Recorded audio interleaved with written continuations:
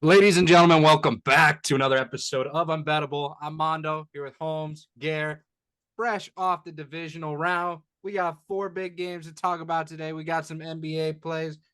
We even may have a couple Chell plays mixed in there, but we'll get to that. But boys, how was your weekend? I know obviously we're gonna get to the real talk, which is the Bucks game. But other than that, how was your weekend? What was going on? Talk to me. I don't know, man. Other than the Bucks win, I did not do so well in the betting department this weekend. So not too proud of that. We just got to reset this week and get after it. We got so much to talk about this week. I mean, we're going to have the recap of all of the NFL divisional games this weekend, or preview picks for the next weekend in the championship round. Then later this week, we're going to tackle college baseball. We're going to have a fun new segment we're going to introduce on Wednesday as well. So I am looking forward to this week. I don't know about you fellas. I'm excited. Gary, how are you? I feel like poop. I'm not gonna lie. As the sun starts to go down is whenever I start to feel like shit. I got the flu. That's why I wasn't on the last episode. And Mondo called me, and that's really whenever the flu hit me was when I woke up from that nap. Um, and yeah, today is day 4 or 5 of the flu. So we're getting there, but like I said, it's the nighttime scaries that really get you when you're sick, I swear. So Just power through, Gare. Power through, bro. we're almost there. We're almost there. So That's all right. I'm glad, you guys are still here. So that's that. I mean, that's a good sign. We'll take that. It was a little better for me. I didn't really have a dog in the fight, and I had a pretty decent weekend gambling, I'd say. So Yep. not too upset with it. But let's go ahead. Let's hop right into it. We'll start off. I guess we'll go in order today. Let's hit the Texans Ravens games first. Holmes, I feel like this game it went pretty much exactly like we discussed on the last episode. The Ravens would come out slow. We take that first half spread, and then they'd heat up in the second half. Texans would lose. I feel like that was kind of the way we went with it. Sure as shit, that's exactly what happened. So, what were your thoughts when you saw that? Yeah, man. We'll talk about this game as well as the Packers and 49ers game next, which both kind of had the same vibe. The Ravens coming off of 3 weeks of either not playing or meaningless football. So that is a long time between playing games that actually matter and having your starters on the field ready to go. And it was evident in that first half. We took the Texans plus 6.5 first half. I think it was for like minus 110, maybe even plus 100. We got great value on that. Wasn't even a sweat. Texans did a great job of just staying in that game in the first half. I mean, Baltimore's defense was relentless the whole way through. I mean, you could see that they were getting after CJ Stroud early, and it was going to be really tough for him to have to overcome that. And then the second half, I mean, the offense just starts turning the Jets on. Lamar settles in, finds Isaiah Likely for a touchdown. He eventually runs one in himself. I mean, it was a great performance by Lamar Jackson. I think got a lot of monkeys off the back as well as far as playoff wins. I know everybody talks about the 1-3 record he has in the playoffs, but this is a great win for them to be able to get at home. They're going to have the Chiefs coming in at home next week. So it's going to be a really great matchup to watch next week. But yeah, I agree. This is exactly how we thought this game was going to go. And Ravens come out with a big win like we thought. Care? yeah, I mean this is the one game that ended and I actually was satisfied with the ending. I feel like Baltimore is the best team in the league right now, and I feel like they will win the Super Bowl.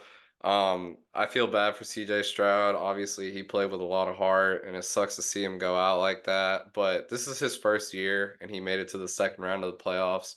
Really excited to see what he does after this.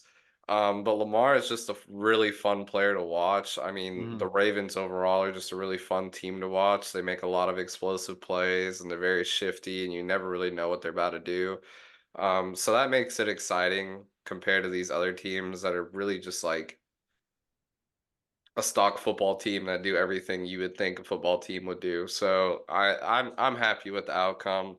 But one thing I did want to comment on was I thought it was funny that you guys were talking about how you like nailed it down to a T about what was going to happen in this game because Abai said the exact same thing. yesterday during the Bucks halftime. I put on the pod and I was like, oh, I wonder what they talked about. And Abai was like, yo, they like really nailed the Baltimore game. And I was like, yeah, that's true. So good shit for y'all. Let's go. Yeah, appreciate that. It felt too right. Essentially, both of those teams had a double bye with the benching and then the actual bye. So it's like I feel like every time that happens with the 1 seed, they always come out a lot slower. And thank God for that Ravens defense, or it could have gotten a little bit ugly. That defense is unbelievable. I've never seen it like a defense designed the way it is, the way they move, just everything about it is built differently. Yeah. But I don't want that to overshadow CJ Stroud and the absolute torture of a season that man put on this year. If you think back to it, and I kind of want to hear you guys' thoughts on it. Do you remember back before the draft when they had the S2 cognition test? Yeah. And CJ Stroud essentially failed it, and they all said he would be the worst quarterback of all time. Do you Yep. think the NFL is going to get rid of that test now? I just think there is going to be literally zero stock in that moving forward, or if not zero, a lot less than there has been put in the past. Gare?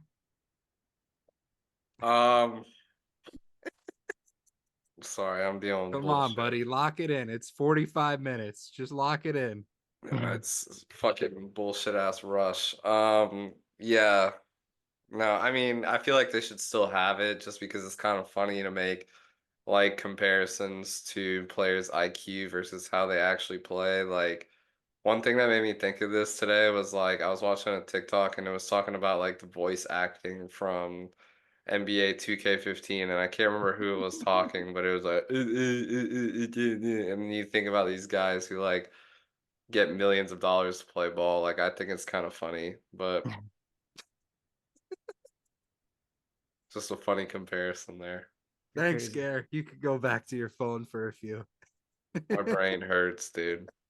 Dude, look, I appreciate you hopping on. I know you're going to edit today. Like, I know you're not feeling well, so I do appreciate you just kind of showing out. So thank you for at least hopping up out of bed today. We'll carry you through, Gare. Yeah, we'll get you there. All right, let's move into the Saturday night matchup. Packers, Niners. Gentlemen, I was bar hopping while this game was going on. I was loving every single second of it. It was amazing. Everyone on the Ave was just sucked into the game. Nobody was talking. Everyone was just watching it. And I'm not that shocked. Again, Holmes, we called it slow first half into honestly one of the better games of the weekend. I mean, if we really think about it, one thing I'll say is I don't think Kyle Shanahan trusts Brock Purdy that much, as evidenced by what went on at the end of the first half into the early second half. Yeah. A lot of dump offs, a lot of runs. Like, to me, if you're trying to invest in that franchise QB, like, you have to be able to trust him in the big games. And it just feels like Brock Purdy is almost getting carried to these wins. I was curious what you guys thought about that. I agree with you on that a little bit. I mean, for me watching this game, I thought more of the game was put in Jordan Love's hands than it was put in Brock Purdy's hands in terms of trying to win the game for their team. And I think that kind of illustrates the trust that Matt LaFleur has for Jordan Love already over the trust that Kyle Shanahan has for Brock Purdy. And I know that he's had so much success with the 49ers, but again, I think we've talked about it multiple times on the pod. Like, it's hard not to have success when you have all of those weapons around you. You know, all of these talented playmakers that you're getting the ball to left and right. I mean, these guys are the guys carrying them on offense. They have an amazing offensive line, which contributes to a ton of the explosive plays that they have. And their defense is locked down too. I mean, the Packers scoring 21. It's pretty damn good for Jordan Love going up against a really, really good Niners defense. And they had the opportunity to be able to win this game. It was all over Packers plus 10. I knew that they would keep this game close. Like we said, 49ers started out slow like we predicted. So we went on the Packers plus 6.5 first half. We had that, no sweat at all. Christian McCaffrey over 91.5 rush yards. He got that easily. I mean, this is a good game for me, at least from a betting perspective. I would have loved to see the Packers win here just because I think they're kind of that feel good story right now in the NFC with how well Jordan Love. I've talked about it so much, but he's just played so well, and there was so much doubt coming from a lot of people as to whether or not he could be a true leader and a true star quarterback for this team. And I think he has put all those doubts to the side. I mean, he's performed fantastic, came up a little bit short in this game, but I think you got to be proud of what he's been able to do, at least for the Packers this season. Oh, 100%. And I think another thing with that is, this was expected to be a rebuild year for them. There was no expectation of playoffs, let alone getting to the divisional round with an upset over the Cowboys. The Packers have had an unreal year, and it just so happened to come down to Daniel Carlson's little brother, who kicked 70% in college. Not a great pick in the draft. And I think the icing on the cake, and it was found out later, is every time the fucking guy goes to kick, LaFleur has to say a prayer. Yeah. I mean, I don't know about you, but if I have a kicker that I have to pray about, that man's off the team. Mm-hmm. You need a lockdown guy, especially in the playoffs. And if you're going to take the ball out of the best player in the league's currently hands, Jordan Love was the hottest player in the league. That man was locked down. Granted, he threw that interception at the end of the game.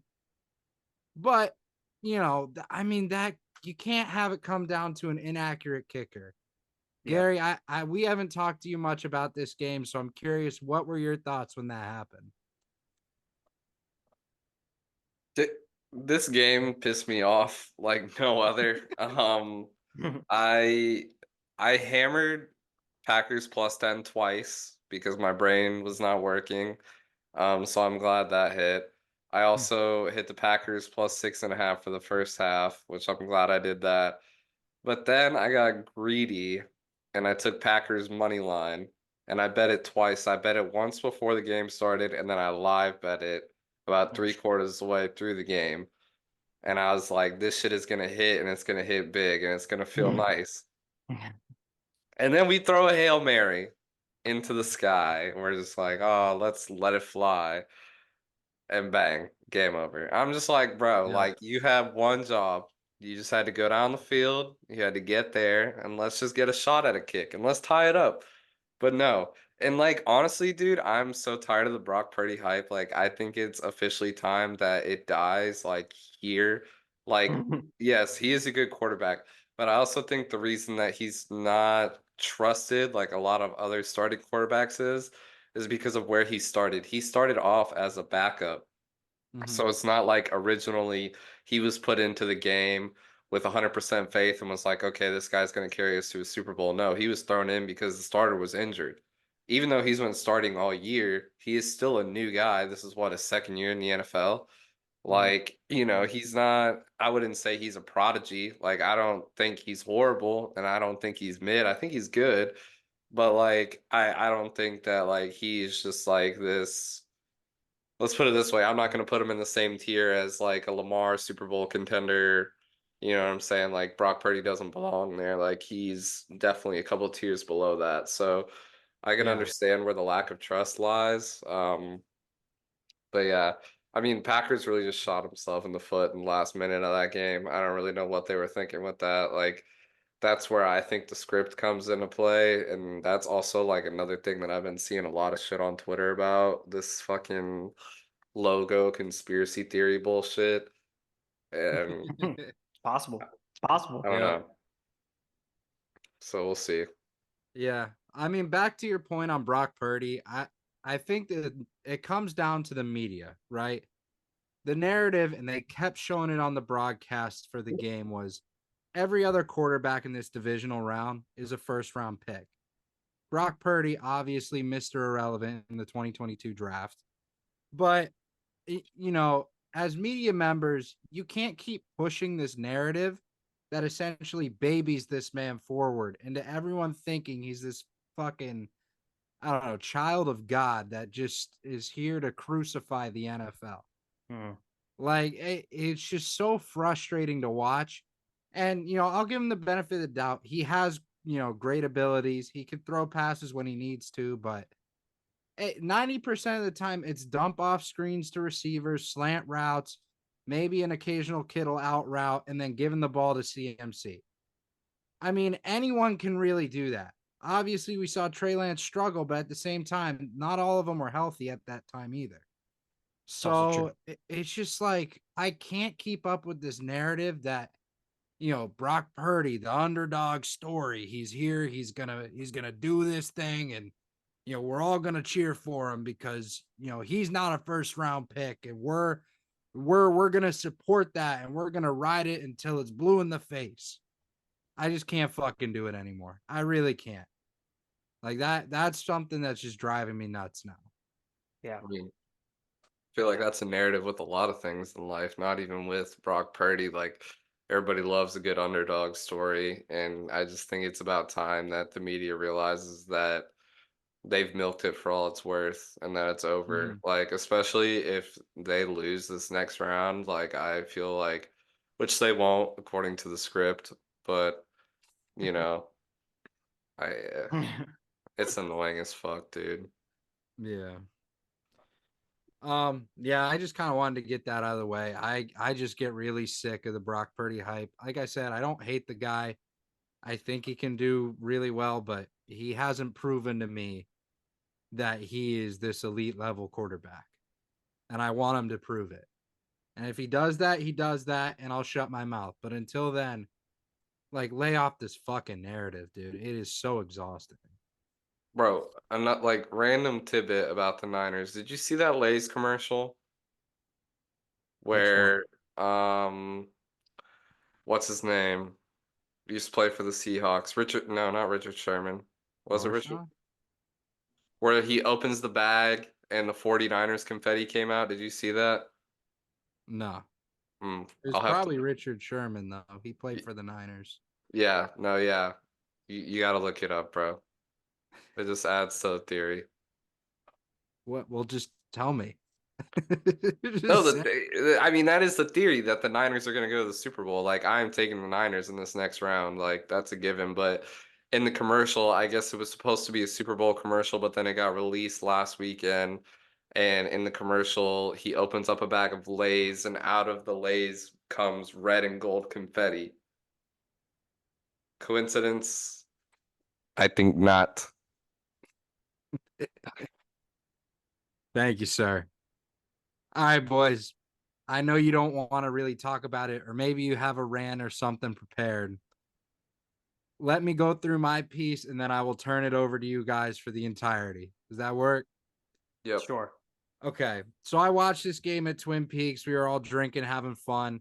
First of all, this was an incredible game for the first 3.5 quarters. If you know me, I took the overs. Obviously, I was cheering hard for both offenses. It was pretty electric to watch. Um, shout out to all the weapons on the Lions. I mean, they just put it together. Amon Ra has a handset from God. I mean, the man just does not drop a pass. It is unbelievable to watch. Jahmyr Gibbs is shifty as shit. Laporta is he's a fucking dog. Like all these guys on this offense, they're just a well-oiled machine. And it's all led by Goff, who's just bombing it around the field and looking great and just dominating the middle of the field the whole entire game. Dan Campbell's post-game presser, again, a must-watch. The man cried again. You would have thought he's won 2 Super Bowls in the past 2 weeks with the way he's reacted. Facts. Absolutely awesome. Love the guy to death. I mean, just an A1 coach. He's A1. On the other side, I know you guys were cheering for the Bucks. They played their hearts out. I am not upset with what I watched at all. I think you guys should be really happy overall with this season. I think Baker deserves to come back as well as Mike Evans. Both of them prove that they have what it takes to lead this team. Baker obviously had the end of game interception, but at the same time, that truthfully should have been his one interception. The other one was a tip pass. But yeah, I mean, there's not much you can say. This game was incredible. I know you guys are hurt. I do want to hear about the game management in the last 2 minutes because I know that's the biggest thing everybody's talking about right now. So, whichever one of you wants to start it, go for it. I guess I'll get it kicked off. I won't talk about it too much from a game management standpoint, but as far as the game itself went, like you said, this is a fantastic football game to watch. It was a lot of fun. It was back and forth. Baker Mayfield throwing for almost 350 yards. Jared Goff throwing for 287 himself. I mean, it was a back and forth affair the entire time. I think the thing that's frustrating, obviously, about being a Bucs fan and watching this game, the defense did not look anywhere near the caliber it looked against the Eagles. We were not putting as much pressure on Jared Goff as we did, I think, with Jalen Hurts. And even when we did bring the pressure, Jared Goff was very good at getting the ball out quick, finding the open man. He was definitely making a lot more adjustments than Jalen Hurts was. And he was shredding up our zone defense. I mean, we were getting cooked in all aspects of the pass game. And we honestly knew that coming in because our secondary is so bad.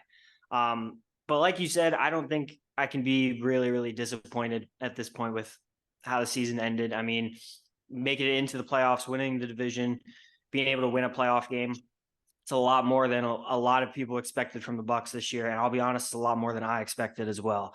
I totally thought the division was within reach, but I mean, halfway through the season, it was tough to even say that they would make the playoffs at all. So I am definitely happy with the I guess end result of the season. I would definitely re-sign Baker at least for a year or two. Got to bring back Mike Evans. Do whatever you can to bring that guy back. He needs to retire as a Buccaneer. I say that so sincerely. That guy needs to retire a Buck. He is the quintessential form of a Tampa Bay Buccaneer. He has been with us through thick and thin. He won a ring. He set records. Like, that guy needs to remain with the franchise. That's pretty much my piece on it. Pick the Lions in the bracket because we still got the future riding on the Lions. So they just got one step closer to the Super Bowl. That's all. Gary, obviously you've been hard on Todd Bowles the whole season. What do you have with the season finally over? That game was disappointing, but at the same time was enlightening, showing that we were not this fraudulent team that just had these so-so games and then came out on top. We did fight with the top seed all game, which was good to see, but there are a few things that were so wrong that could have been fixed so fast. The over the top pass, we were getting cooked by it every single play. They literally kept doing it over and over again until they were in the end zone. And I'm like, bro, why do we not have like a safety or a linebacker pushed right there? Like, literally set him onto the sticks and have him patrol that zone. Like, they were literally targeting it every time. And then Todd Bowles thinks he's still a defensive coordinator, and he's like, "Oh yeah, for this first half of the game, we're not going to play the press that we did, that we literally beat the Eagles with. No, we're just going to play this stupid zone that has, I can't remember. I think Holmes said it looked like Swiss cheese. Like, it was so bad, bro. Like, and I don't understand like what was so hard. Like, Todd Bowles, I don't. You're coaching an NFL team. You're not playing Madden. You can't just decide, oh, I'm gonna press this one play, and then the next play I'm gonna send it right back to what we were just doing.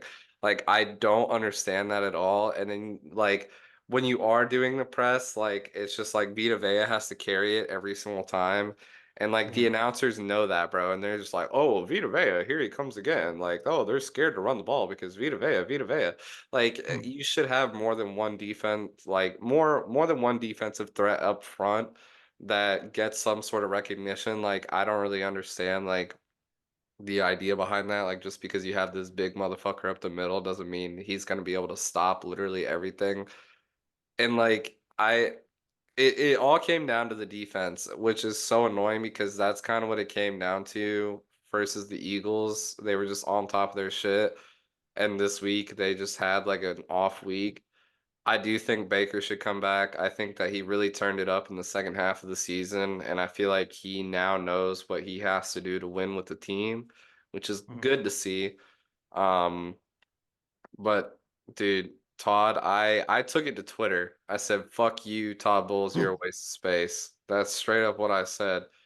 I hate him, bro. I hate him. I hate you, Todd Bowles. Like I dead ass hate you. Like you fucking suck dick. Like you literally stand there and you don't. I don't know like what you say personally to the players on the team. I'm not there. Like I wish you were mic'd up for one game so I could hear if maybe you said more than a sentence the entire time. But like it's evident in his halftime report. He's just like, "Yeah, we need to play defense. Yeah, we need to start pressing the quarterback. Yeah, I'll see y'all later."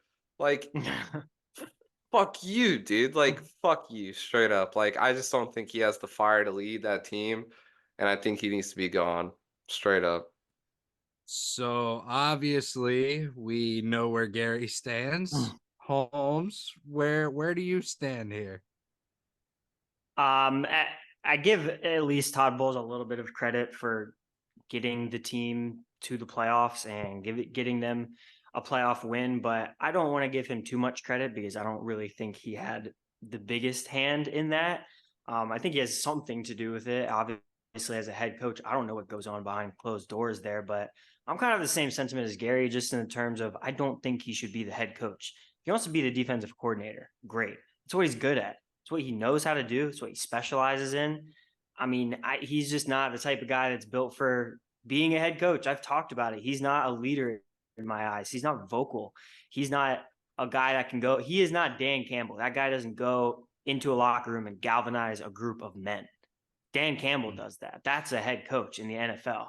I mean, you need somebody like that at the helm to be able to rally these guys, not just depend on the players that you have. You have to have a good mix of leaders as players and leadership in a head coach. And I don't think Todd Bowles is really bringing that to the table. So, yeah, I agree. I really don't think he is the smartest decision for the Bucks to bring back. And I get it. Give him the credit if you want for winning the division the last 2 years. I don't know, man. I don't see him as a legitimate leader of the team. So now let's do a little follow-up question. If he does go, who would you want to replace him? Realistically. Fucking me, bro. Me. Put me out there, bro. On God, we would win the fucking Super Bowl. I swear to God. Fuck you, Todd Bowles. Literally anybody's better than you, straight up. I'd put fucking Stephen Hawking on the sideline before I want to see him out there again. So when I say It's realistically, who do you want brought in as your coach? I know you asked us this, I think maybe last week, and I don't think I really had a good answer. But the more I've thought about it a little bit, and this could be kind of a weird take as well, but I would say bring Bruce Arians back into the head coaching mix. Like I know Okay. he still works with the Bucks as like a senior advisor or something like that. Mhm. So he's still in the building. He's still with the team. I mean, why are we not giving that guy another shot? Unless he is legitimately like, hell no, I'm not coaching again. Like, sorry, I'm done forever. I'm retired forever. It is what it is. Why are you not like kicking the tires on that guy to come back if he's already with the organization? I mean, that's one less thing you have to do is pry him away from another organization that he's been with for the past year or two. He's in your building. I mean, Mhm. just get him to come back and be your head coach. I think there could be a legitimate shot at that. But again, I don't know how he feels about head coaching. I don't know if he wants to continue doing that. But as realistic as it could get in my eyes right now, that's probably where I'm thinking. Yeah, Yeah. I agree with that take. But in a utopia, Tom Brady comes out of retirement again, and Bill Belichick signs a 1-year deal with the Bucks, and we go and win the chip again.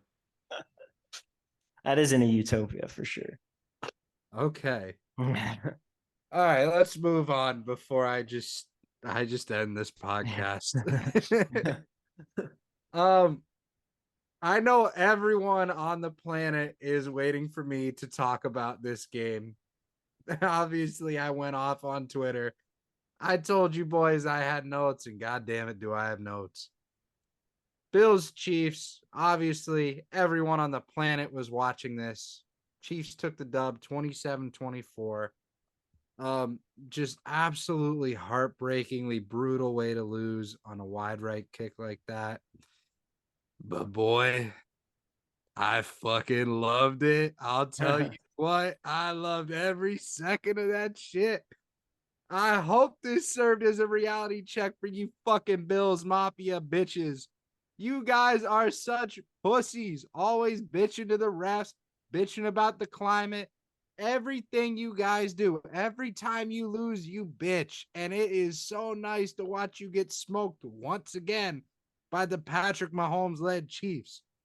The highlight of the game had nothing to do with you. Your fan base was so busy cheering on Jason Kelsey, they didn't give a shit about what you were doing on the field because you guys fucking sucked. Stephon Diggs, big game Diggs, where were you at, brother? Drop the game winning touchdown. You fucking blow. Go stand out there and watch him celebrate. Josh Allen, you played well. I will give you the benefit of the doubt there. You played really well. DeMar Hamlin, your make-a-wish ass fake punt. I don't want to see that shit again. That was terrible. I don't know what they were thinking. They were probably like, it was probably like that Nebraska kid. Like they were just going to let him run and score. That ain't how shit works in the NFL, brother. I promise you that. People forget. DeMar Hamlin, glad he's alive. The dude sucked ass when he was on the field before. He was terrible. Why is he calling audibles on the punt now? Tyler Bass. Should I say Tyler Ass? You fucking blow. See you later, brother. The Bills are out the playoffs. Thank God for Patty Ice. I loved every second of this game. Boys, how do we feel about the Bills' collapse? Wow, holy shit. I am not gonna have as much to say as you did right there. That was an all-time Mondo moment right there. Like you said, Josh Allen played his damn tail off in this game. I did not throw for 200 yards, but man, he rushed for 72 and a touchdown. He passed for a touchdown.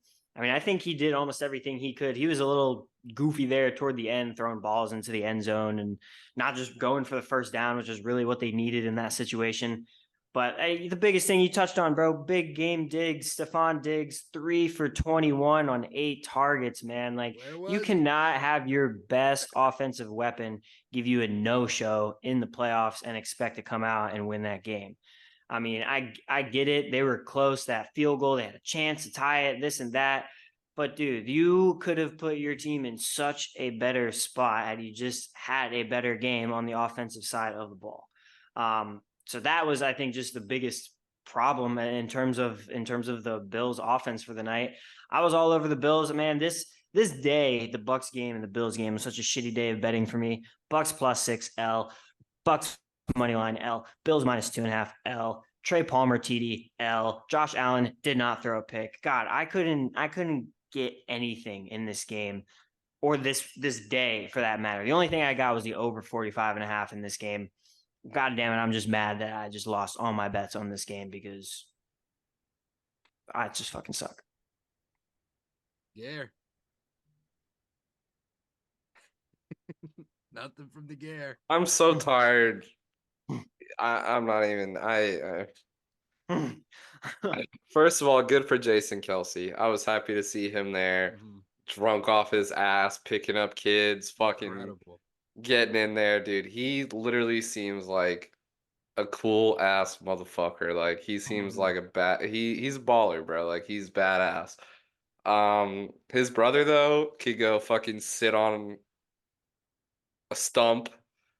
Patrick Mahomes could also take another one up his ass, take a stump. All the Chiefs can take some stumps. I'm tired. I hate the Chiefs, bro. Dead ass. Like I I don't know why. The Chiefs in my head are becoming the Tom Brady Patriot era team, which I hate to admit that, but that's literally what they are. Like they don't lose in the playoffs because they just have what it takes and they know what it takes. And it's just like a team that I hate on, not necessarily for no reason, but like if I were to have to look at it from like a wide perspective and give you a summary, it would be basically for no reason. Like I just don't like them straight up. Gary, the reason is because Mahomes is inevitable. he absolutely dominates when it comes time to the playoffs. The man has not missed an AFC championship in every single season he started. And you know, I am not a Chiefs guy. I was obviously cheering for him because it was the Bills. But I mean, there's just no way around it. It is the Tom Brady led Patriots reincarnated. You hate him because you ain't him. It's that simple. You just know that when it comes time to playoffs, it doesn't matter who's on that fucking team. Mahomes is going to lead you forward. That's just how it is. And everyone hates it. Once again, you hate him because you ain't him. And that it's just that simple. They didn't Yeah. have receivers this year. Didn't matter. Travis Kelsey's been quiet, popped off. Like it just devolves every single year. It doesn't matter. They are inevitable at this point. Mahomes is just that good. And you hate it because of the media coverage and all this stuff. But at the end of the day, you hate him because you ain't him. That's what it is. I also hate him There's because no of other Taylor way to Swift. describe it. Taylor Swift contributes to the hatred. Yeah. Any takeaways on the Chiefs side in terms of positives before I get into my Pacheco runs like segment? It's just like you said, man. It just feels like they're inevitable. When they get into the playoffs, they just turn that shit on. Like when Patrick Mahomes goes on his first road game in the playoffs and just doesn't bat an eye, doesn't break a sweat. Like, I don't know, man. They just find a way. Like that's all you can really say about this team. It's even in a year where they did not look their best and it looked like they were the most vulnerable they've been probably in the Patrick Mahomes era. They still find a way and they're back in the AFC Championship game. What else can you say? That's exactly right. Gary, anything else? Little Fuck middle the Chiefs. finger. You guys see it. If you didn't watch it, go to YouTube, watch. Man blew up a middle finger. Quite an incredible feat. All right. I was talking to Holmes and I was dropping in the group chat and I was just like, man, Isaiah Pacheco, he's quite the character when he gets the ball. It is. He just runs so differently compared to everyone else that I was like, you know what? I'm gonna write a list of what he runs like. So here we go. Isaiah Pacheco runs like he's mad at the ground. Obviously, you've seen this one a lot, and it's true. Isaiah Pacheco runs like he has new light up shoes he wants to show off. Isaiah Pacheco runs like he's trying to make sure he doesn't step on a snake, or if he does, he kills it.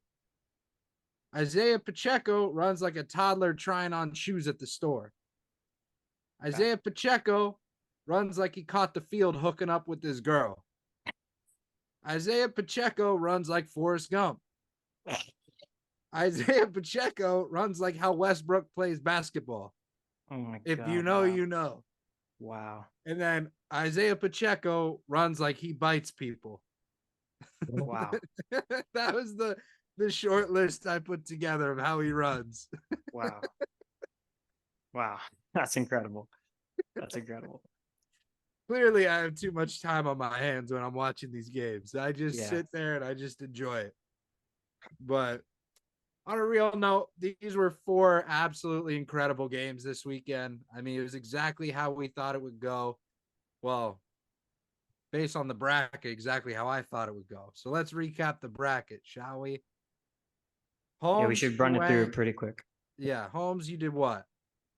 I was 2-2. I had the Ravens and the Lions who won, but I picked the Packers and the Bills, and they both lost. So I was 2-2 for the weekend. Gare? I was 1-3. I picked the Ravens, which was my only W for the week. There you go. And I went 4-0. Nice. So next episode, we'll obviously do our bracket picks as we preview the games. Yeah. But now let's end the episode with the NBA, NHL picks.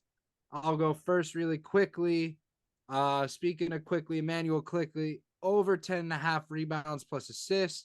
De'Aaron Fox, over 2.5 3-pointers made. Porzingis, over 28.5 points, rebounds, and assists.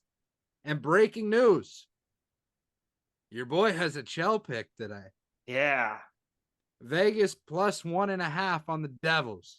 Nice. I don't know shit, but I know they won a Stanley Cup, so they're gonna get my pick. I love that. I love that.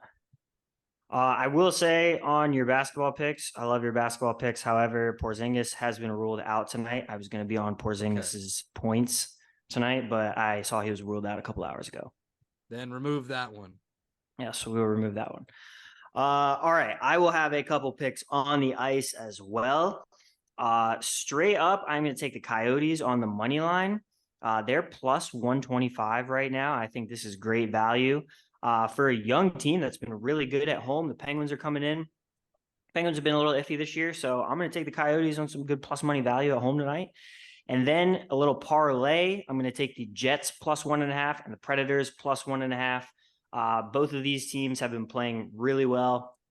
I don't need either of these teams to win. Just keep it within one goal. The Jets especially have been on an absolute tear lately. So I really, really like them in this spot. If you want to take them on the money line, I was definitely thinking about that. They're like plus 115, plus 120 maybe. So they're really good value there. And I'm going to take the Predators at home plus 1.5 against the Panthers. For the NBA, we're going to take the Cavs on the money line tonight. They are a little bit juicy at 135, but I think it's worth it against Orlando tonight. I know Orlando plays decently well at home, but the Cavs have also been on a tear. They've been blowing out teams recently, so we just need them for a win tonight. And I'm also going to take Jaren Jackson over 2.5 3-pointers made. This is for plus 125, I think. I am taking this basically just because of his shooting volume. I mean, there's nobody on Memphis that's getting more volume right now offensively than he is because everybody's out for them. So I hopefully he'll get a lot of good looks tonight. They're playing Toronto also, by the way, bad defensive team. So I will also be taking Jaren Jackson over 2.5 assists with Jeremy Sochan just to make 1 3-pointer, over 0.5 3-pointers. Jeremy Sochan has hit a 3-pointer in 10 of his last 10 games. We're betting on the damn streak tonight. And then we're putting that with Jaren Jackson over 2.5 assists because he tends to have good assist numbers when they play bad defensive teams, but when they play good defensive teams, they tend to go down. Bad defensive matchup tonight against the Raptors. Put those both together, you get a plus 150 parlay. And one more parlay for the night. I'm going to take De'Aaron Fox over 2.5 3-pointers with you, Mondo. I think that's a great play. Again, his volume has just been too good. And then I'm going to take Jalen Johnson in that same game for the Hawks over 1.5 steals plus blocks. He's been averaging 2 of like combination per game, over 2. So we're going to take that, put those together, get plus 175 there. That's what we're rolling with tonight. Garrett, I'll put those in the group chat so you can tweet that out. Yeah. Gary. So I gotta turn my Xbox microphone on for this one. This one goes out to my boy Malik, aka Charging Beast 30. Man has been on fire with these alternate spread parlays, and I decided to finally tail him on one. Beast, I hope you're listening to this, you bitch ass motherfucker. So first off, this is all a parlay. It's 4 legs, ride it or don't. I really like it though. Pistons plus 20, Spurs plus 21.5, Hornets plus 20, Novak Djokovic to win his match tonight, and Coco Gauff to also win her match tonight. And that is going to be a $15 parlay to win 40. All alternate lines. You can find them on Hard Rock. He's a bum though and bets on DraftKings, so he's got some crazy like plus 30 shit. But yeah, that's what I'm rocking with tonight. So let's see if it hits. If so, I told him that I would at him on the Twitter. So Nice. Yeah. Love to see that. Spread the wealth. All right. There you boys have it. Those are our plays of the day. If you enjoyed this episode, please like, subscribe, share with everyone you know. We are growing. Gary is killing it on the social grind. We will see you guys on the next episode, which will be Wednesday, debuting Thursday. You know. See you then. Peace. Peace.